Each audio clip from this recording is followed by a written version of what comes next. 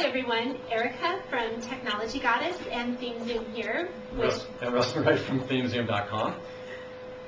And we're just going to do a brief wrap up here together of everything that we've covered here and kind of give you the rundown as far as our personal views and inflections on everything that we've talked about here. Exactly, and we'll try not to argue too much because we do that frequently as possible because we come from two different perspectives, and the unification of these two fields is the third attention, or the new developmental plane, which is happening right now in cyberspace. And we want to be able to bring that to you in a way that we can explain the business applications of these principles. So let's go ahead and tell them about the stuff we forgot to tell them in the first few videos. Right. Well, one of the things that I remembered after we turned off the video camera was that I wanted to mention that in the social value ranking, one of the things that becomes clear as you read the patent is that if the bot comes by your profile, and it's one of those empty profiles that has been set up, say, by an automatic bookmarking program or a spamming bookmarking program, and it's just a blank profile sitting there with no friends, I'm sorry, but if you have no friends, you're irrelevant. That's right. Yeah, they're not even going to consider you. No friends, you don't count. Yeah, and this goes for corporations and open brands. You need to read the new book recommended by Guy Kiyosaki called Open Brands. And is it Open Brand? Yeah, Open Brand. There's all kinds of stuff that's pointing to the fact that PR, this is old public relations, press release, this whole kind of stuff, is going to become a new integrated part. When all of this stuff connects, branding will take on a new principle Erica calls social ecology. Right. Social ecology is essentially similar to ecology in nature. When you're looking at what a nature ecology is, it's the interaction of all of the life forms and communities within a natural environment and how they interact with one another.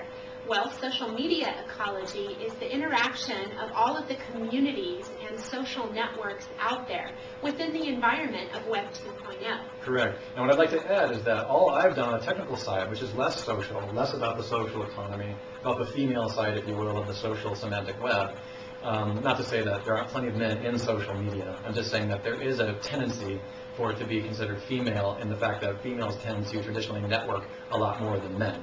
And so that's really what we're looking at with social anthropology.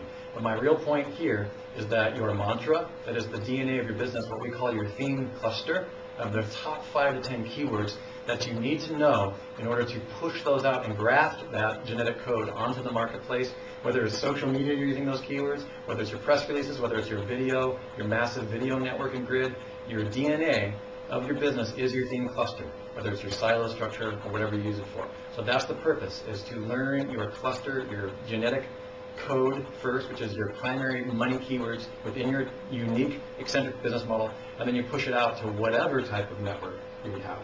Yes, and that's how you can take social value and translate it into ROI and market value, is by inserting your genetic code into the ecology or the social environment that you wish to interact in.